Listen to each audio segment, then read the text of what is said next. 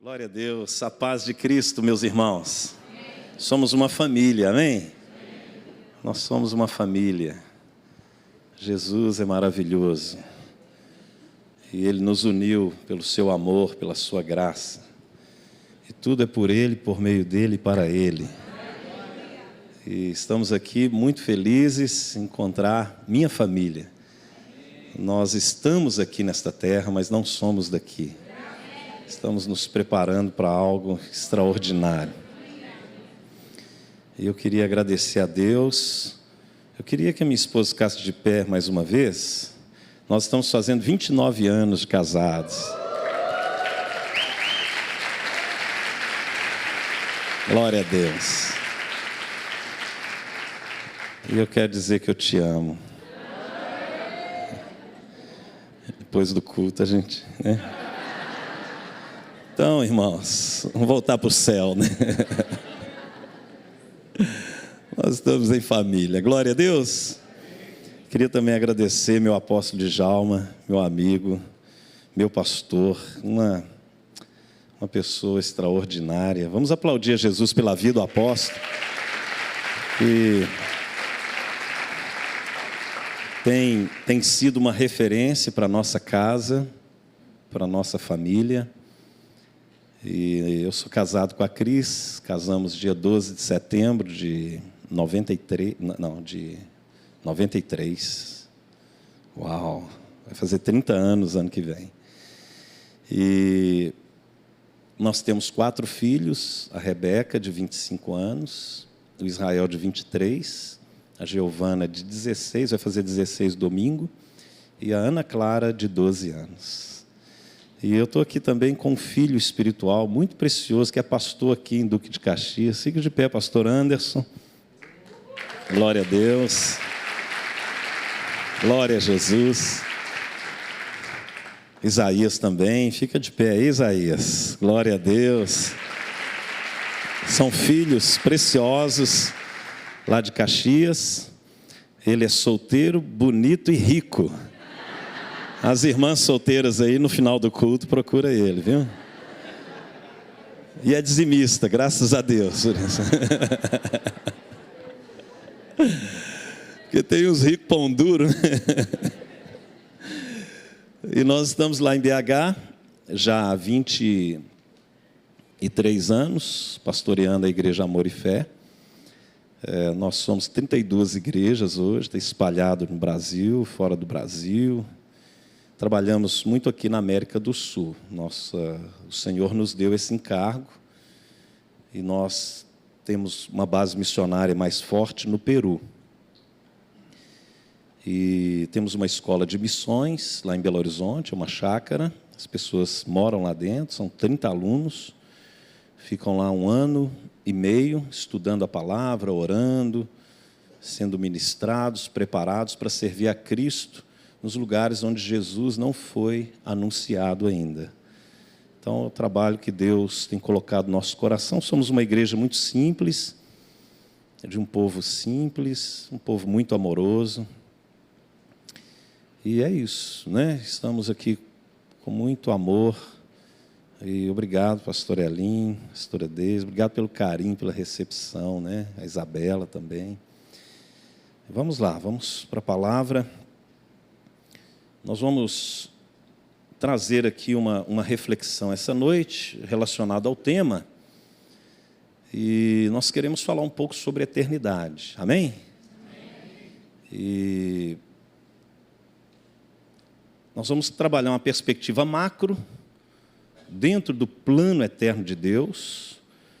Nós vamos ver a floresta e depois vamos ver a árvore. Como que isso se aplica em nossas vidas. Amém? Vamos lá em Mateus, capítulo 6.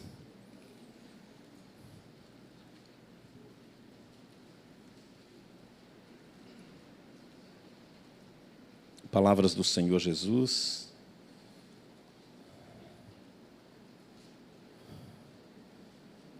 Mateus, capítulo 6.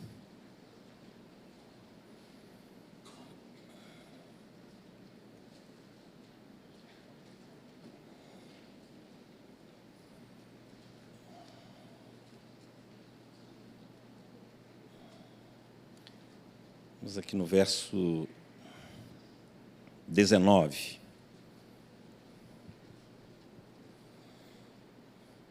Não acumuleis para vós outros tesouros sobre a terra, onde a traça e a ferrugem corroem, e onde ladrões escavam e roubam. Mas ajuntai para vós outros tesouros no céu, onde traça nem ferrugem corrói, e onde ladrões não escavam nem roubam.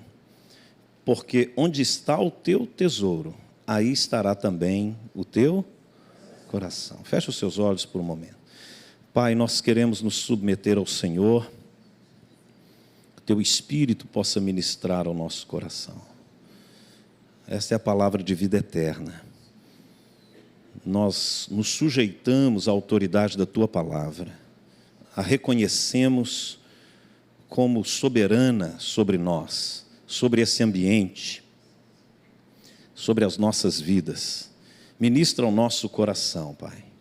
Dá-nos entendimento revelado pelo Espírito Santo acerca da tua vontade. Nós estamos aqui em família, estamos aqui para edificar a vida de Cristo em nós, nos preparando para aquilo que há de vir. E o nosso desejo, Senhor, é ouvir a tua voz. Fale conosco, em nome de Jesus. Amém.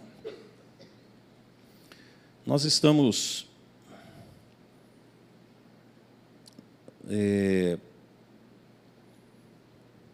num contexto social, econômico, político, muito complexo nesses dias. Nós estamos vivendo um contexto também da igreja muito desafiador.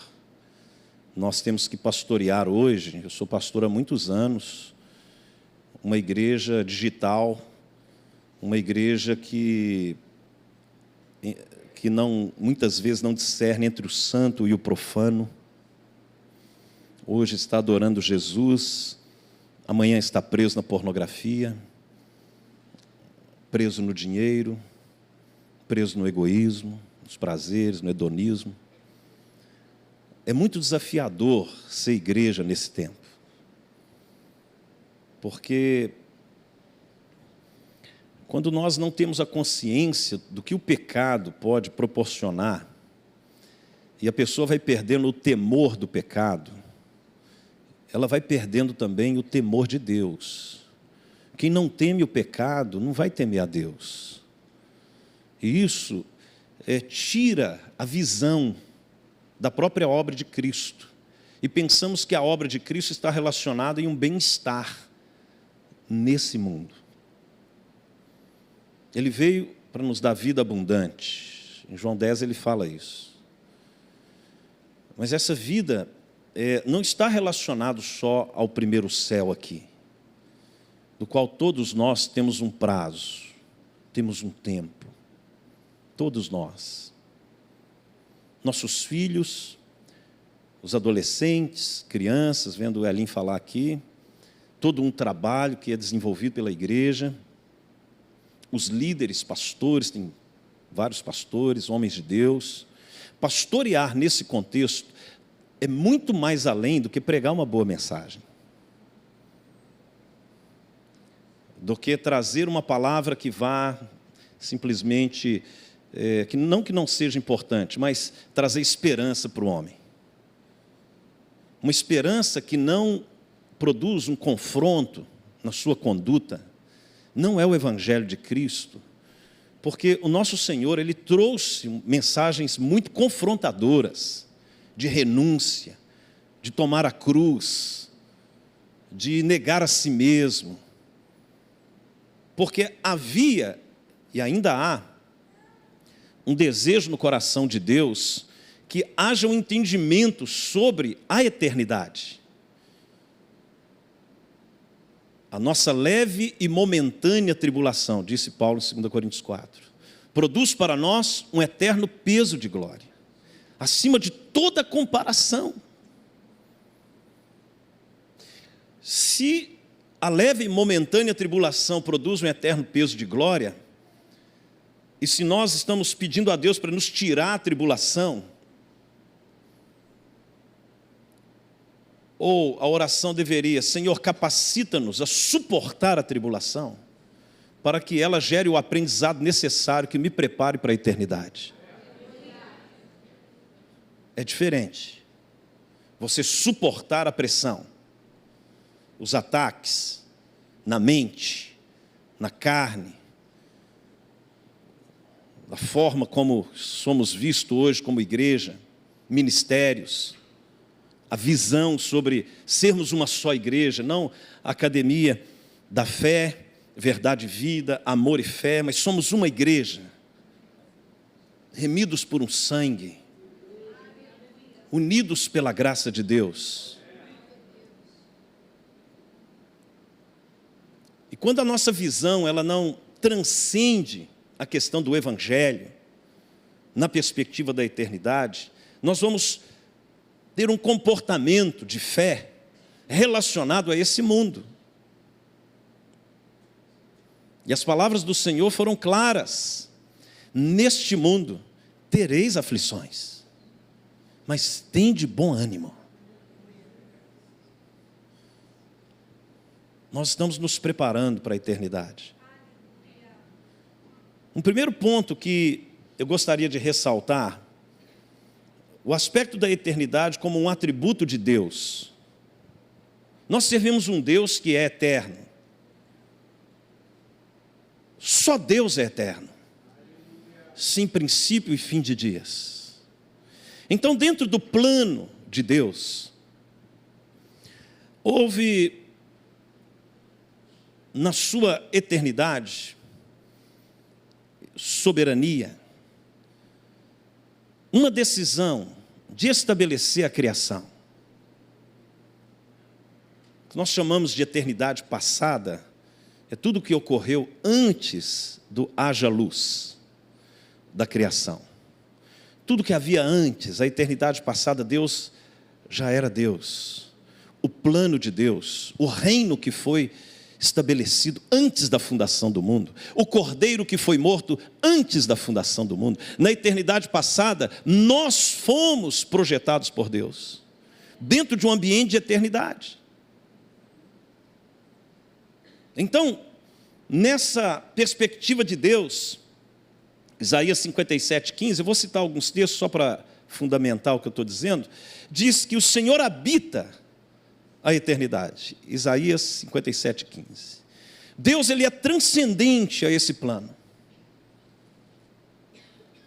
Miqueias 5, verso 2 diz que Jesus tem as suas origens desde os dias da eternidade.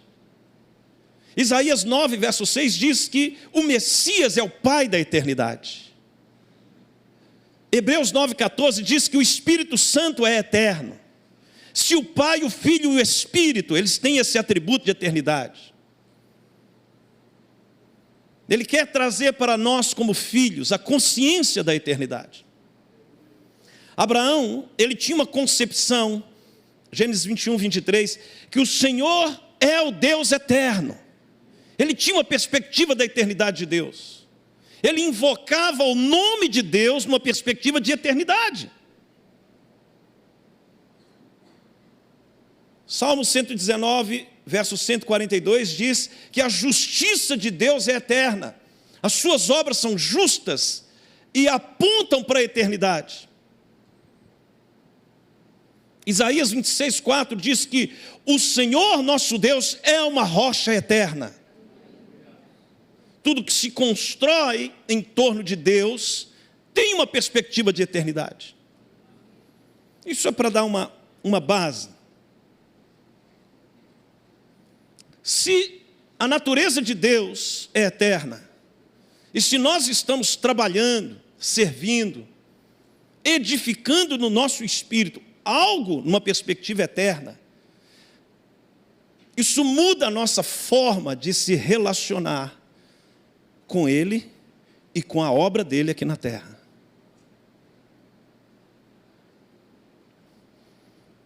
No plano eterno de Deus, estabelecido na eternidade passada, Ele veio e criou todas as coisas. Ele estabeleceu as dispensações que nós estamos vivendo aqui dentro do plano bíblico.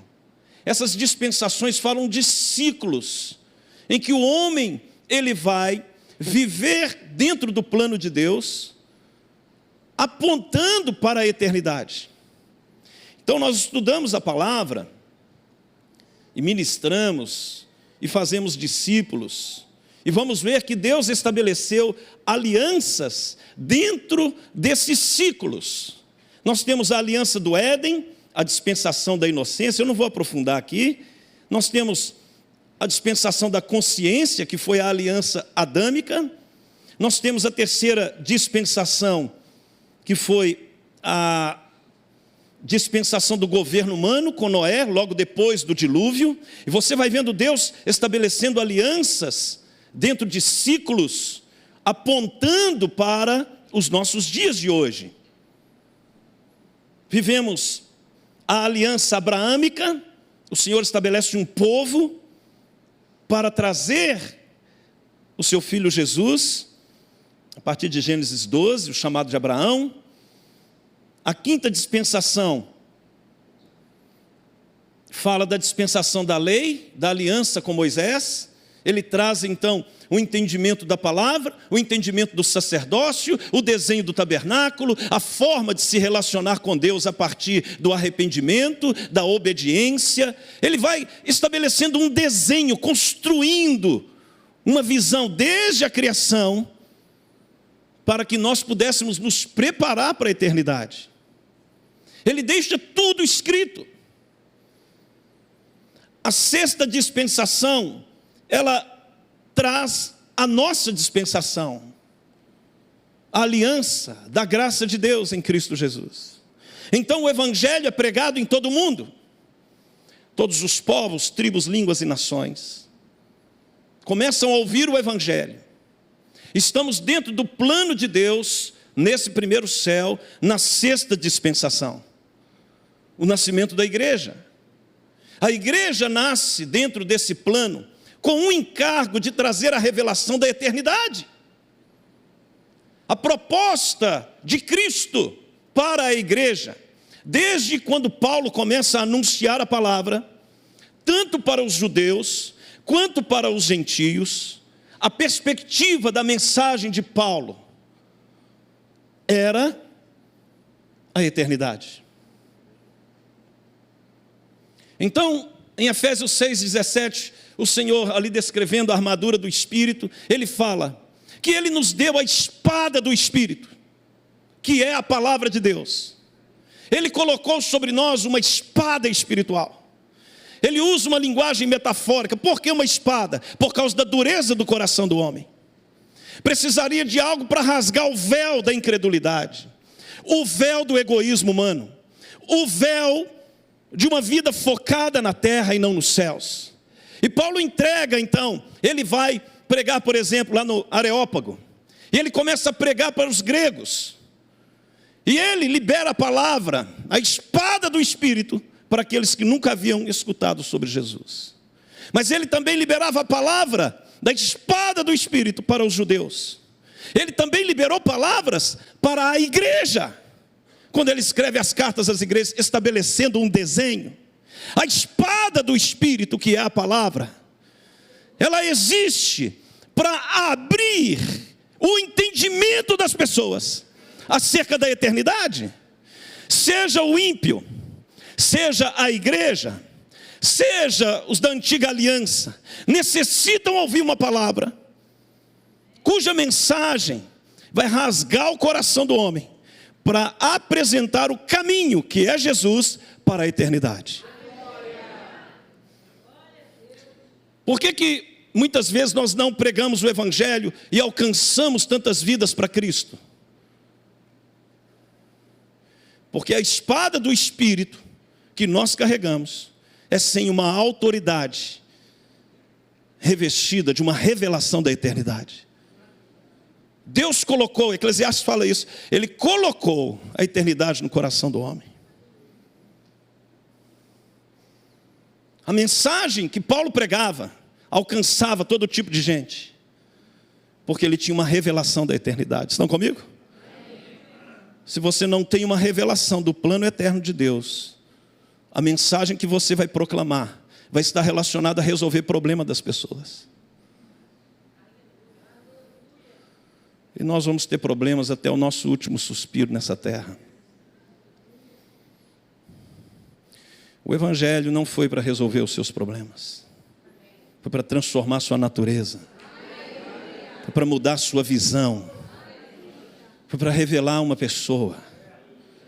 O centro do Evangelho é uma pessoa. E quando você a encontra, você é transformado. Tudo perde o significado.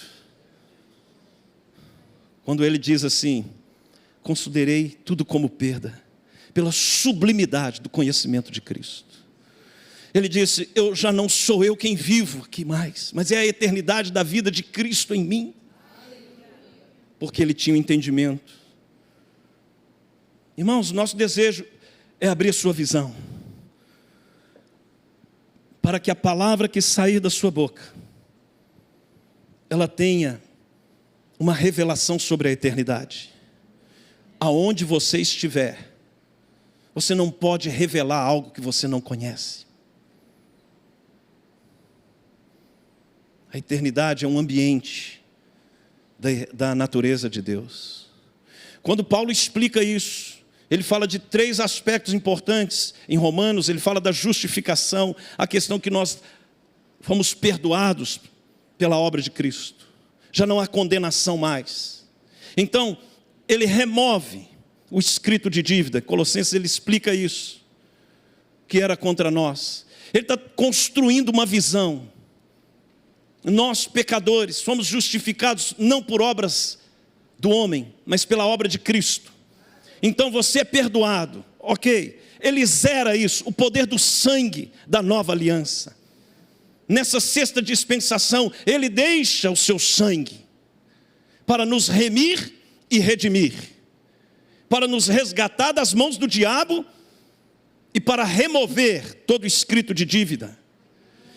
Essa é a primeira obra da nossa fé em Cristo. Mas ela não termina aí. Por causa da obra de Cristo, nós somos regenerados para uma viva esperança. Essa regeneração é gerar no seu espírito a natureza de Deus. Você foi justificado pelo sangue e regenerado pela vida do Espírito Santo em você. Agora você recebeu o Espírito Santo. As crianças receberam o Espírito Santo. Elas receberam a graça, a habitação de Deus em nosso espírito. Justificados, regenerados. E quando o Espírito vem habitar em nós, começamos a ter uma vida santificada, apontando para a eternidade. Se fomos justificados, regenerados e santificados pela habitação do Espírito de Deus em nós, Ele está nos preparando para algo que nós não conhecemos ainda: a eternidade. Qual que é a estratégia de Satanás? Que você tire os olhos da obra de Cristo e coloque os olhos em você.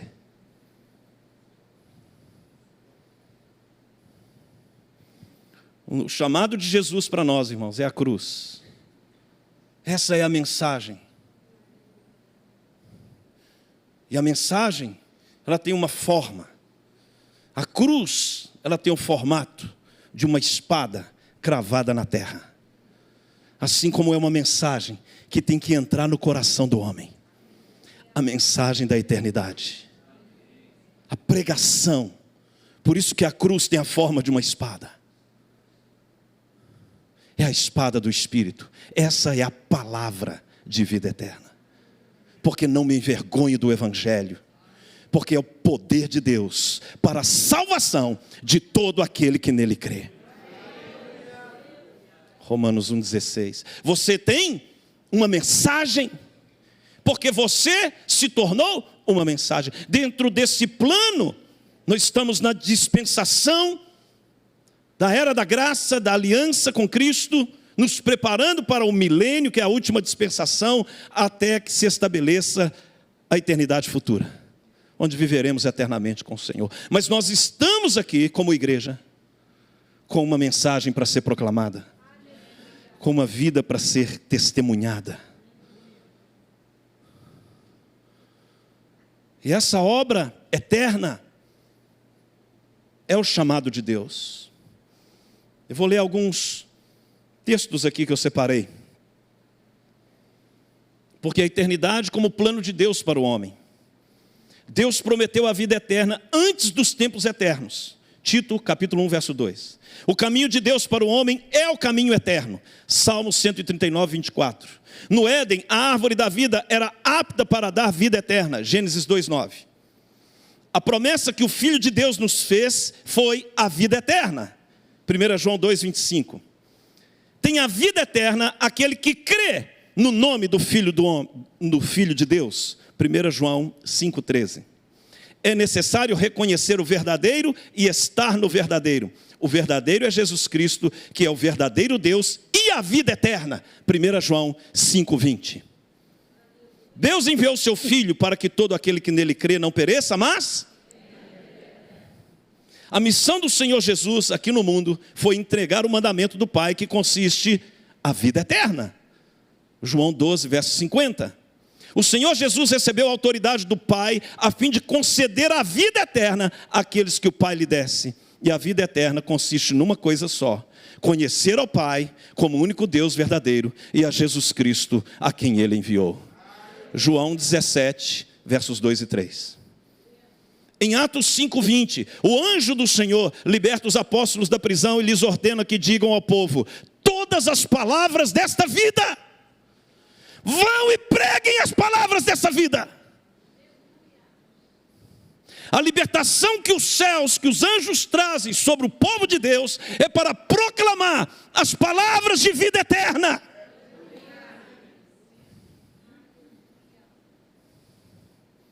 A mensagem de Deus. A quem enviarei?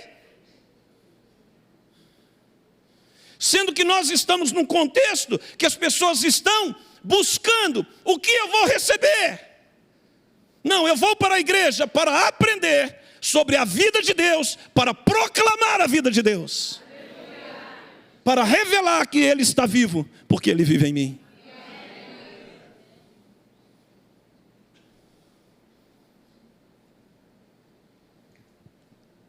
Quando no livro de Atos ele fala as palavras desta vida, a vida na Bíblia tem 3 sentidos. Primeiro, sobre a existência humana. Tem vários textos, 1 Samuel 2,6, Jó 7,7, e aí vai. Não vou focar nisso aqui agora. Tiago 4,14. Ele fala da existência humana, do ciclo que nós temos aqui nessa terra. Segundo, Deuteronômio 30, verso 15, Moisés, ele disse que a vida que Deus traz está relacionada a uma qualidade de vida. Moisés propôs vida e bênção aos israelitas que obedecessem à espada do Espírito, que é a palavra de Deus. Morte e maldição para aqueles que negarem a vida de Deus.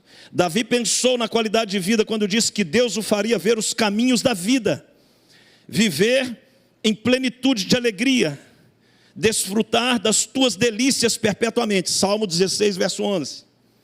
Ele está falando de um tipo de vida que o próprio Deus proporciona nessa terra. Uma vida de paz. Provérbios, ele fala muito sobre esse tipo de vida e do favor do Senhor para aqueles que lhe obedecem. Agora, um terceiro tipo de vida que essa palavra remete está relacionado à vida eterna, à imortalidade do homem. Mateus 7,14, o Senhor Jesus ensina que apertado é o caminho que conduz à vida. Em Romanos 6,23, sabemos que o dom gratuito de Deus é a vida eterna, em contraste com o salário do pecado, que é a morte. Em Romanos 8, lemos que o Espírito de Deus é o Espírito que dá vida. que a inclinação do Espírito é para a vida e paz. 2 Coríntios 2,16, lemos que os salvos eles carregam, aqueles que não alcançaram a Cristo, melhor dizendo, os não salvos carregam cheiro de morte para a morte. Mas aqueles que foram alcançados carregam o aroma de vida para a vida. É uma vida que ninguém tira de você. É isso que a palavra está dizendo, e poderia citar aqui N textos. João, o Evangelho de João, a essência da mensagem de João é a vida eterna. Se Mateus fala do reino, Marcos fala do serviço, Mateus a face do leão, Marcos a face do boi, Lucas a face do homem, João é a face da águia, que governa nas regiões celestiais. Os 4 seres viventes revelados no Evangelho. E João, a mensagem de João, era a mensagem da vida eterna para a igreja. João 1,4 diz que a vida estava em Jesus e veio como luz para os homens. João 3,36, quem crê no Filho tem a vida de Deus. Jesus oferece uma fonte a jorrar para a vida eterna. João 4,14. Quem ouve a palavra de Jesus tem a vida eterna. João 5,24. Jesus é o único que carrega a mensagem de vida eterna. João 6,68. Jesus oferece vida abundante para aqueles que lhe obedecem. João 10,10. A vida eterna é a dádiva do Senhor para as suas ovelhas. João 10,28. Jesus é a ressurreição e a vida. João 11,25. Jesus é o caminho, a verdade e a vida. João 14, verso 6. O Evangelho é aquele que crê que Jesus é o Filho de Deus. João 20,31. A vida de Deus está no centro da mensagem. Para os filhos de Deus tem uma vida a ser proclamada.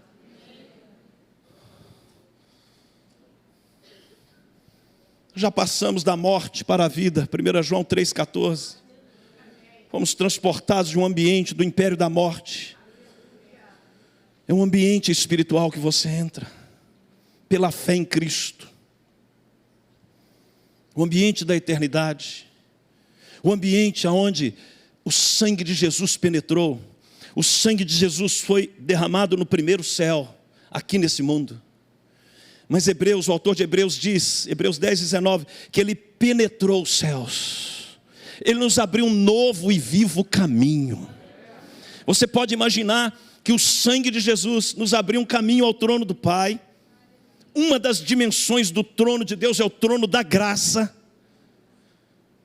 Hebreus 4:16 fala que agora nós podemos entrar com intrepidez a esse trono. Porque o sangue que foi derramado aqui, ele foi rasgando os céus. E ele entra na dimensão da eternidade, no terceiro céu. Como na eternidade não tem passado e futuro, o sangue de Jesus ele opera, mediante o arrependimento.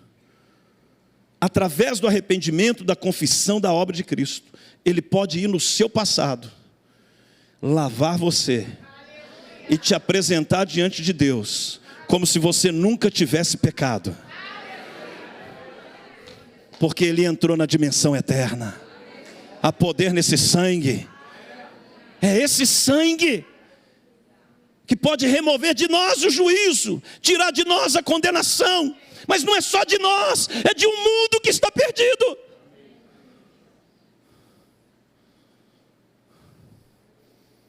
Que carrega condenação, acusação na mente, sem esperança de salvação, porque não conhece a mensagem da cruz. Nós como igreja, fomos chamados para proclamar a mensagem desta vida. Vão, anuncie para todas as pessoas da terra que elas estão perdoadas. Apenas aceite o sacrifício do meu filho. Anuncie essa boa notícia. Anuncie que todos estão perdoados. Anuncie que eu quero que eles façam parte da minha eternidade.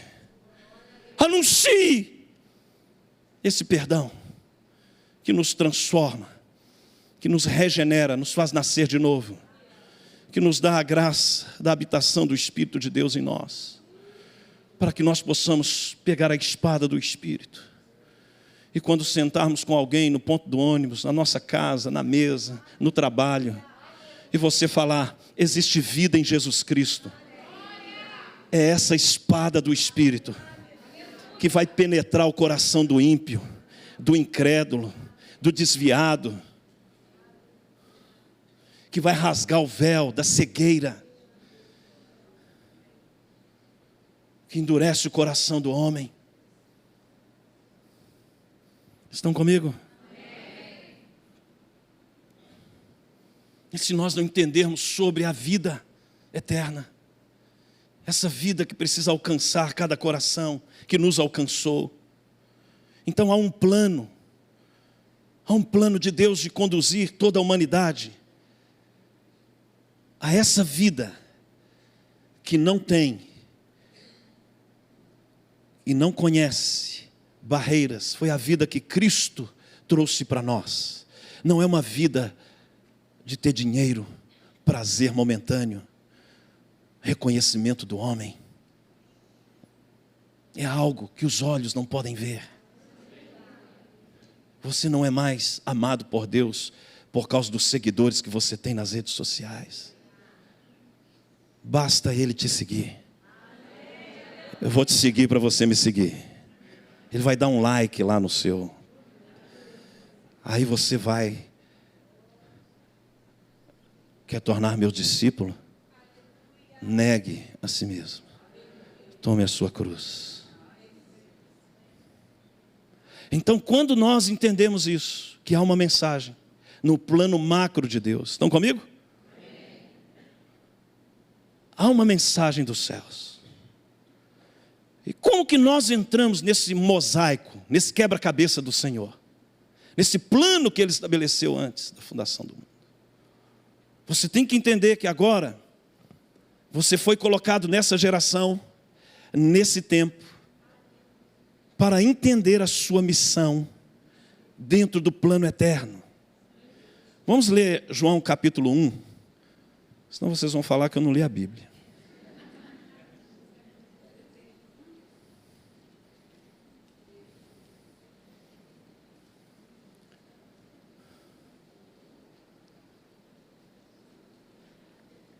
Repete comigo para fixar.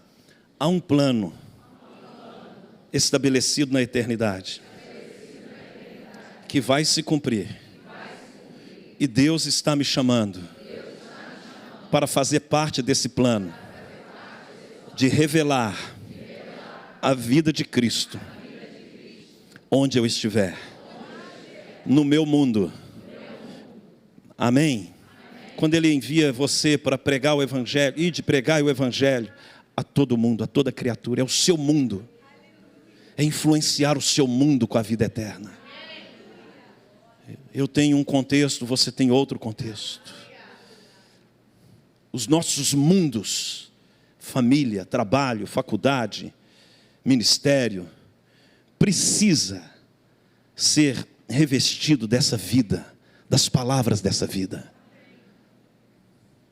A eternidade que chega na nossa casa, a eternidade que chegou em você, chega na sua casa. Quando eu reúno com a minha família, minha esposa, meus filhos, para adorar Jesus, a eternidade que vai entrar no coração dos meus filhos, é uma responsabilidade dos pais. Você levantar um altar para Cristo na sua família, para que o mundo da sua casa seja tocado com as palavras deste mundo, dessa vida, melhor dizendo. Conectar as pessoas que você ama com a eternidade. Você vai precisar da espada do Espírito. Compreende? Às vezes tem tantas pessoas nós amamos que a gente pensa na nossa cabeça limitada. eu tenho que levar a pessoa para a igreja. Não, você tem que levar a mensagem de Deus para o coração dela. Consequentemente, ela vai vir para a igreja. A igreja é o ambiente onde a vida de Cristo cresce. Mas o princípio não é trazer a pessoa para a igreja, é levar Jesus, que é a vida. A mensagem da vida eterna.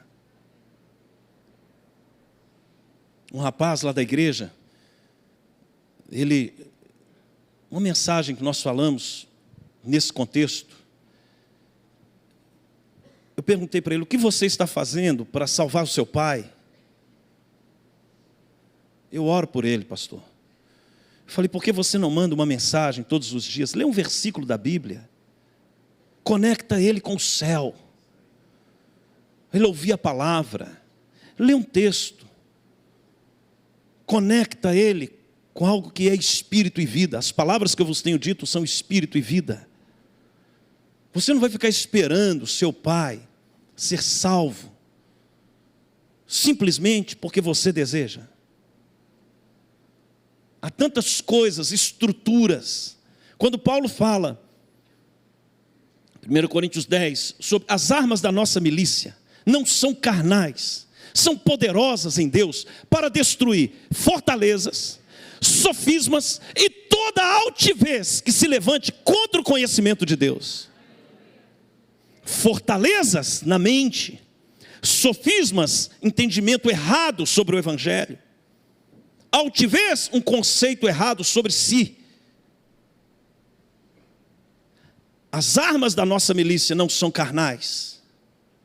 Então não é na carne que você leva a mensagem, é a palavra, a mensagem, a espada do Espírito que precisa entrar. Se você lê um versículo, envia uma mensagem, você está levando vida eterna. Estão comigo? Você é um proclamador dessa vida, é uma testemunha dessa vida. E quando cair em boa terra, o Espírito vai te mostrar, às vezes um amigo, um parente. Fale mais sobre isso. Você investe, visita, senta com a Bíblia no colo, lê a Bíblia para a pessoa, ama a pessoa. Se cada um aqui ganhar a vida eterna vai alcançar centenas de pessoas. E é um processo geométrico.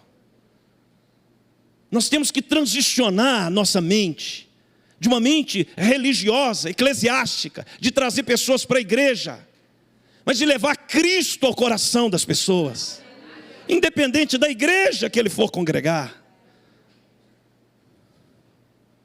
A mensagem do reino de Deus, é chegado o reino, o governo de Deus. Você vai sair da escravidão, do império das trevas para o reino do Filho do seu amor. Você vai sair da escravidão para um reino.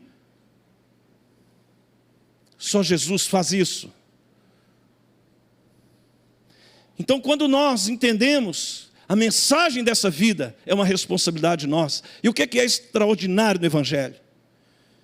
É que Deus, Ele vai chamar você para fazer isso em meio a tribulações, problemas, lutas, batalhas, dificuldades, porque é onde a sua fé vai operar.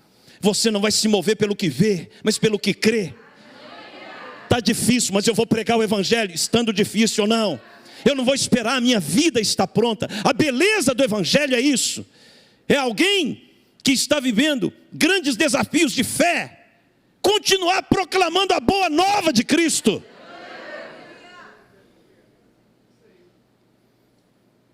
Eu não preciso que a minha vida esteja toda resolvida. Eu não vou parar. É essa consciência de fé.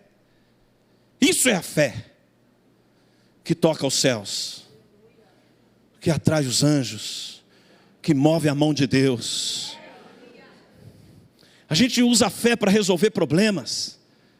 Tira o foco de você, coloca o foco naquilo que Deus quer que você faça. Com problema ou sem problema, eu vou cumprir a minha missão. Eu vou fazer com que essa palavra percorra. Com dinheiro ou sem dinheiro. Porque o que me define não é o que eu tenho, é a consciência que eu tenho. Estão entendendo? Você veio num contexto. Cara, isso agrada o coração de Deus. Você aí arrebentado, passando luta, dificuldades, e você pregando a palavra. Opa, tem algo diferente ali. Eu sei quem tenho crido, foi o que Jó disse. Eu sei que o meu Redentor vive. Quem fez a promessa é fiel. Ele não estava firmado na circunstância que ele estava vivendo. Levante a sua mão direita. Perceba o Espírito de Deus movendo aqui. Feche os seus olhos. Que toda cegueira espiritual seja destruída agora. Que todo desânimo, que todo cansaço, todo o engano do diabo seja repreendido. Ore agora você com as suas palavras. Fale para Deus que, independente das circunstâncias, você vai pregar o Evangelho, a mensagem desta vida.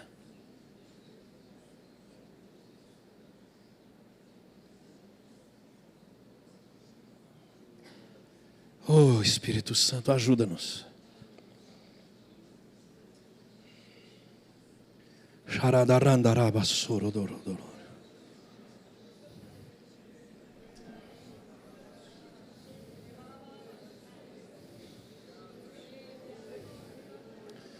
Deus está ativando pessoas aqui.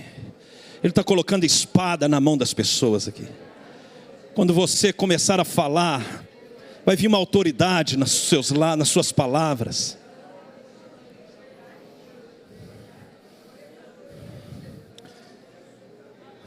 Porque você não vai firmar mais em você, mas em Cristo, no que Ele fez. Uma coisa faço, deixando as coisas que para trás ficam, e avançando para as que estão diante de mim. Eu prossigo para o alvo, para o prêmio da soberana vocação de Deus que está em Cristo Jesus.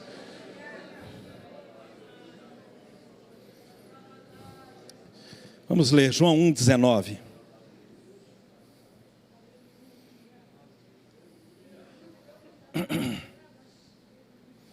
Este foi o testemunho de João, quando os judeus lhe enviaram de Jerusalém sacerdotes e levitas, para lhe perguntarem: quem és tu? A pergunta agora começa a ver como que a eternidade vai operar na sua vida. Eu já concluo.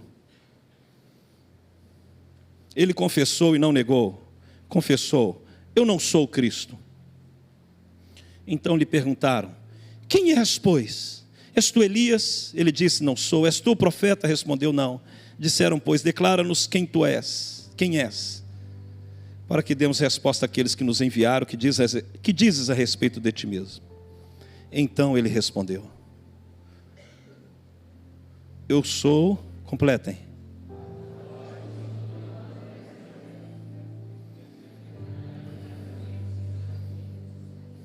Completem.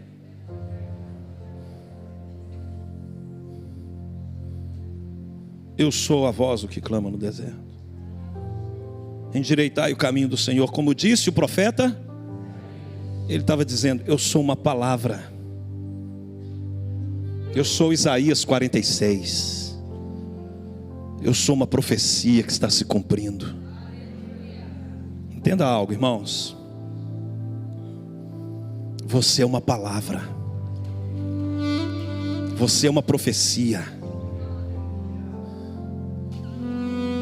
Você pode viver esse mundo. Jesus veio para cumprir uma profecia. Jeremias veio para cumprir uma profecia. Moisés nasceu para cumprir a profecia de Gênesis 15 que Deus deu a Abraão. Josias nasceu no contexto para o cumprimento de uma profecia que foi dada, 1 Reis capítulo 13. Quando você entende que você é uma palavra, você é uma palavra encarnada, que veio dentro de um contexto da criação de Deus. Eu sou a voz do que clama no deserto. Você é uma palavra. Para você viver a sua eternidade, o plano eterno de Deus para você, você vai ter que encontrar a sua profecia. Encontrar a profecia significa entender qual a razão pela qual Deus fez você. Por que você existe? Quem és tu, João? Ele não disse: eu sou João Batista, filho de Isabel e Zacarias. Ele disse: eu sou uma palavra. Eu vim cumprir um propósito eterno. Eu tenho uma identidade.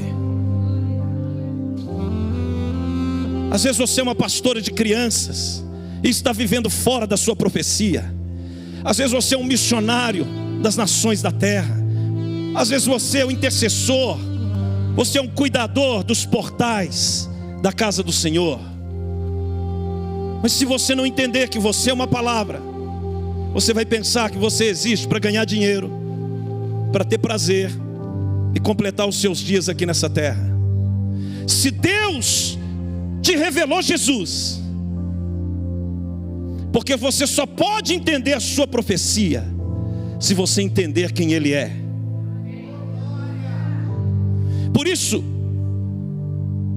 em Mateus 13, verso 16 em diante, Jesus, ele se vira para os discípulos e pergunta: quem diz o povo ser o Filho do Homem? Uns dizem ser Jeremias, Elias, alguns dos profetas. E vocês, que caminham comigo? Aí quando Pedro fala: tu és o Cristo, o Filho do Deus vivo, eu te digo que tu és Pedro, porque você vai saber quem você é quando você descobrir quem Ele é. Se você tem uma ideia de Jesus relacionado a resolver problemas, você não vai entender quem Ele é. Aí você não vai entender qual é a sua profecia e qual é a obra eterna que Deus quer que você produza. O pai disse: tu és meu filho amado, a quem me comprazo. Os anjos disseram para os pastores quando ele nasceu: é que hoje, na cidade de Davi, nasceu o Salvador, que é Cristo, o Senhor. Os demônios, em Marcos capítulo 1 e Marcos capítulo 3, disseram: que temos nós contigo, Jesus, Filho de Deus? Os anjos sabem, os demônios sabem, o Pai deu testemunho. E ele vira para os discípulos e pergunta: e vocês? Porque se você não tiver uma revelação dele, você não tem mensagem para entregar para ninguém. Por que muita gente não prega o Evangelho? Porque não sabe quem Ele é. Você entendeu o que Ele pode fazer, mas não entendeu quem Ele é. Quando você entender quem Ele é,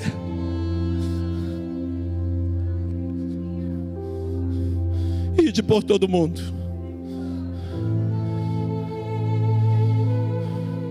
Você vai receber o Espírito Santo, vai orar em línguas, e o Espírito vai vir e vai começar a te revelar algo sobre Jesus, porque Ele é o Filho de Deus, Ele é o Senhor dos exércitos, Ele é o Salvador, Ele é Cristo, Ele é o Deus de amor, Ele é o Deus de misericórdia, Ele é o Deus da segunda chance, Ele é o Alfa e o Ômega, Ele é o pão da vida, Ele é a fonte da água da vida, Ele é a luz do mundo, Ele é a palavra encarnada, Ele é tudo que você necessita.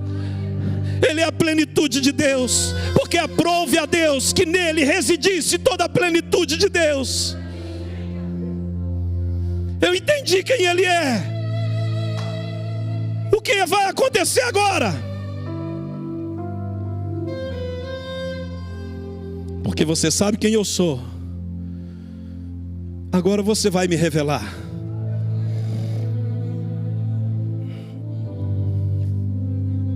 Não sei se você está entendendo. E você vai começar então a estudar sobre Jesus, a entender a vida de Cristo, a missão dele, o propósito dele. Eu quero ler esses evangelhos de novo. Senhor, me ensina. Eu quero entender sua mensagem, o seu coração. Quando Paulo, ele entendeu isso, Ele entendeu: o viver aqui é Cristo, o morrer é lucro. Esse viver que agora tenho na carne, vivo pela fé no Filho de Deus. Eu estou aqui agora para revelar Ele. Vocês podem bater em mim, me prender. Ele disse: a palavra de Deus não está presa. Quando ele era preso, ele escrevia: porque aprove ao Senhor salvar. Cara, ninguém pode prender você.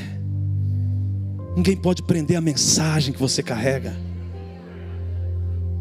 Não deixa o problema parar você. Você é uma profecia. Você é uma mensagem de Deus para essa geração. E quando você entende quem Ele é, Ele vai te revelar não mais o Evangelho segundo Mateus, não mais o Evangelho segundo Marcos, não mais o Evangelho segundo Lucas, não mais o Evangelho segundo João. Agora é o quinto Evangelho. É o Evangelho segundo o seu nome. É a revelação que você tem dele.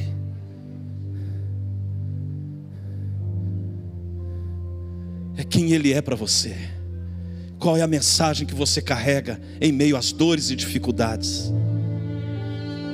O Evangelho segundo Rogério está sendo escrito.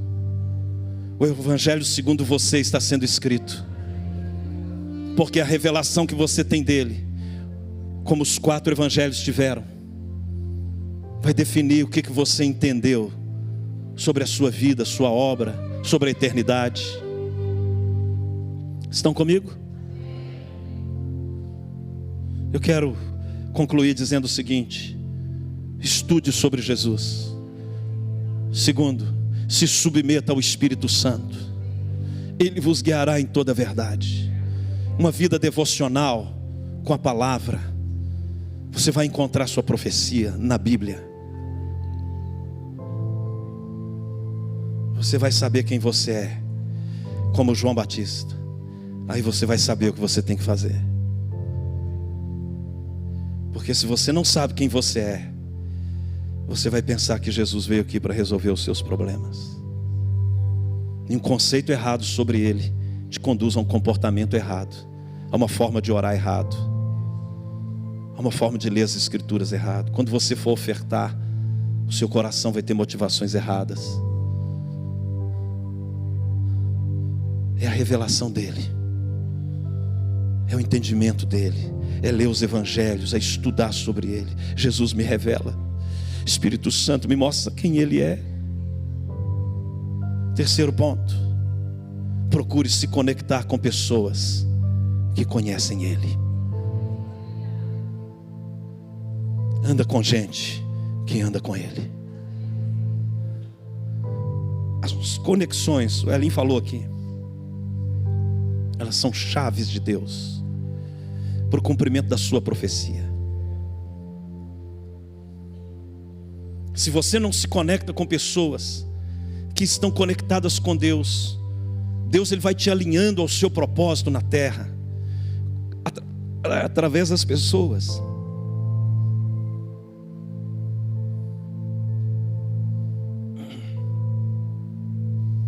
João 18 conta a história de Malco.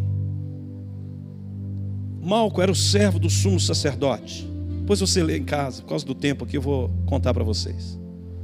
E ele estava com o grupo que foi buscar Jesus no Getsemane. Quando chega lá, o servo do sumo sacerdote era a pessoa preparada para substituir o sumo sacerdote quando ele morresse. Então, ele desde o nascimento, ele passa por uma preparação para se tornar o sumo sacerdote da nação. E Malco era essa pessoa. Ele estava à frente. E quando chega lá no Getsemane, e eles vão prender Jesus, Pedro tira a espada e corta a orelha de Malco. Lembra do texto? A orelha direita, é interessante que o texto fala a orelha direita. Em Levítico 8, fala que era o lugar da unção do sumo sacerdote. Quando ele corta a orelha do sumo sacerdote, do servo do sumo sacerdote, ele tirou o lugar aonde ele seria ungido. E todo um sonho, um projeto que havia sido construído ao longo da sua vida, caiu no chão junto com a orelha. Algumas coisas a gente aprende aqui. Discípulo de Jesus que usou a espada para cortar a sua orelha, e você parou no seu propósito. Você foi ferido na caminhada. Às vezes a pessoa usou a Bíblia de maneira errada, feriu você. Você está parado. Você tem um chamado. Você é uma profecia. Você é uma mensagem de Deus. Mas cortaram a sua orelha.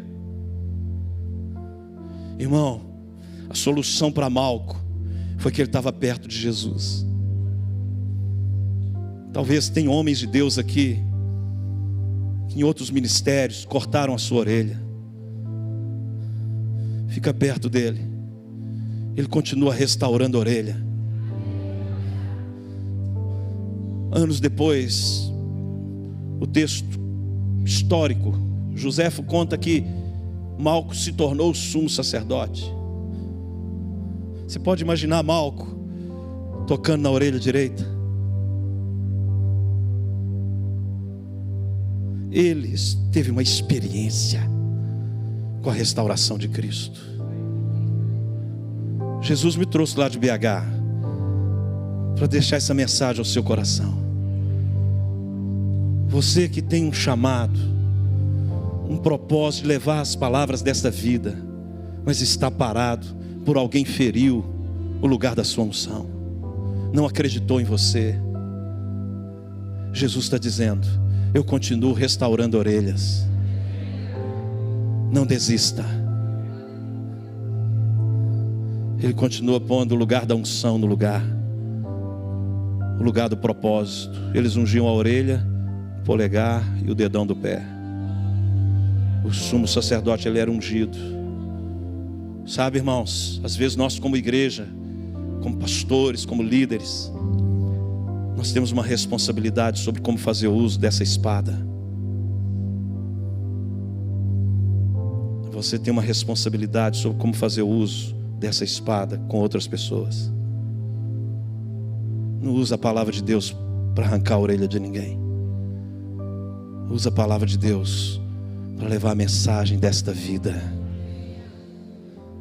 da esperança às pessoas, revelar Cristo para elas, deixar o Espírito de Deus entrar no coração, você impor as mãos, ministrar, você crer que o poder de Deus vai operar através de você, e aonde você estiver, você levar a mensagem. Estão entendendo? Você pode ser ferido na caminhada, mas continue perto de Jesus.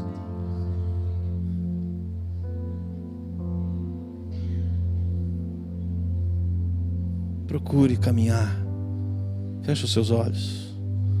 Com quem caminha com o Senhor.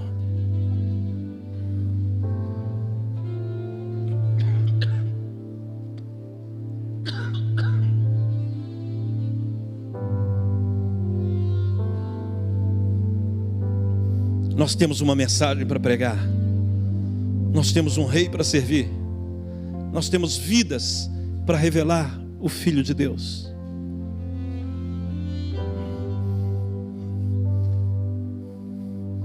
Poderíamos falar muitas coisas, irmãos. Não pare. É a mensagem de Deus para você hoje. Não pare de pregar. Não deixe os problemas inibir você.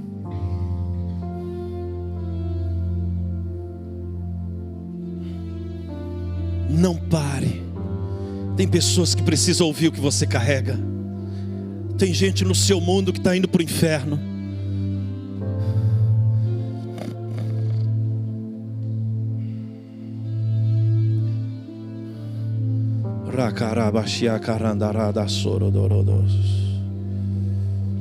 E a vida eterna é esta: que conheçam a Ti, o único Deus verdadeiro, e a Jesus Cristo a quem enviaste.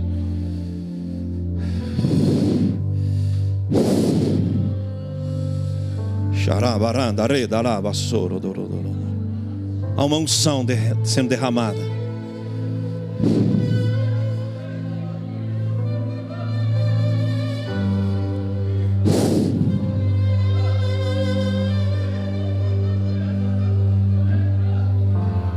Há uma mensagem.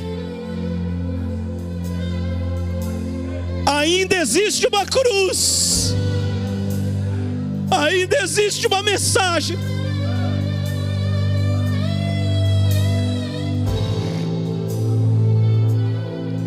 O Evangelho é para transformar a eternidade das pessoas.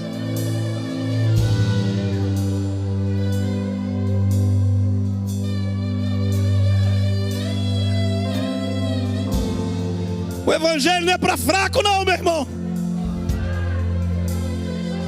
Em meio às batalhas, dificuldades e lutas, continue, prega o Evangelho. Paulo estava preso, pregando o Evangelho.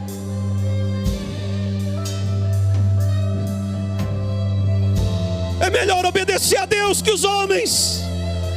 A palavra de Deus não está presa.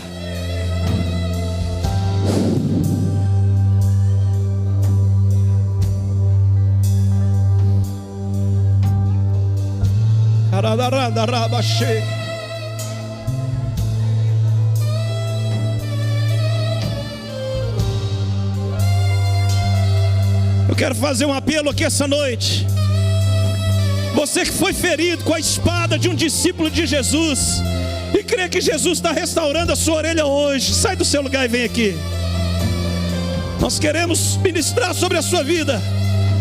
Hoje é dia de restauração, de cura, no seu chamado, no seu propósito. Vamos toda a igreja ficar de pé.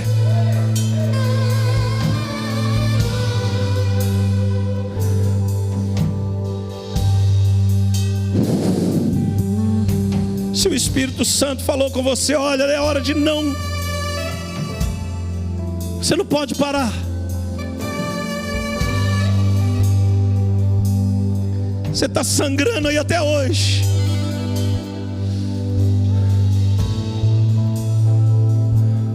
Há poder no sangue da nova aliança. O sangue de Jesus.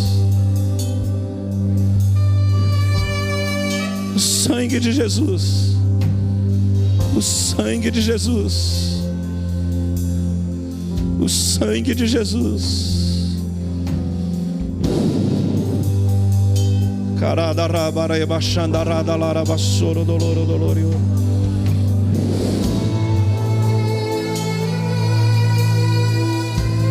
Você tem um chamado, meu irmão. Você foi chamado, foi por Deus.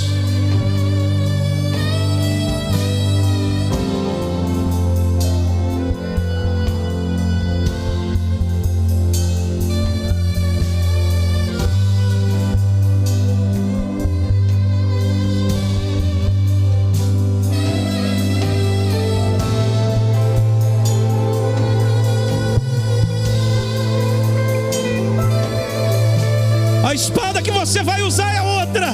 É a espada do amor. É a espada da misericórdia. É a espada do perdão.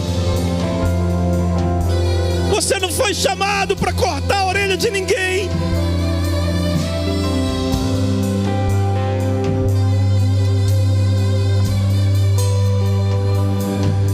Pai, em nome de Jesus, eu oro pela vida dos meus irmãos, declarando quebrado no mundo do Espírito, pelo poder do sangue de Jesus, toda palavra de maldição, eu desligo agora no mundo do Espírito, o que estava bloqueando o fluir da vida do Senhor, desses homens e mulheres, que têm um chamado do Senhor, para pregar as boas notícias da salvação. Que nessa noite o Senhor possa restaurar o chamado, colocar a orelha no lugar, fazê-los entender que há uma mensagem a ser proclamada.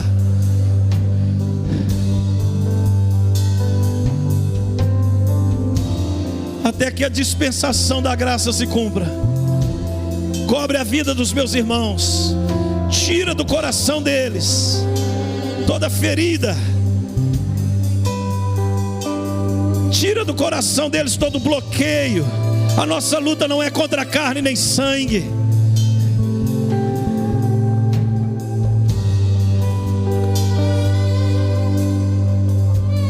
Que o Senhor traga, Deus, no poder do nome de Jesus, um novo tempo para a vida dos teus filhos, em nome de Jesus, amém. Estenda as suas mãos, por favor, feche os seus olhos, comece a orar em línguas. Você vai pegar fogo, você vai sair daqui pregando o Evangelho. Você vai pregar na sua família, no seu trabalho. Você vai pregar na sua escola, na sua faculdade. Porque você conhece Ele, você sabe o que Ele fez na sua vida. Ninguém vai parar você. Não há demônio, não há acusação, não há nada que vai parar você. Vamos pregar o Evangelho. Vamos anunciar a salvação de Cristo. Esse é o nosso tempo, é a nossa geração de revelar o Filho de Deus no Rio de Janeiro, nas nações da terra.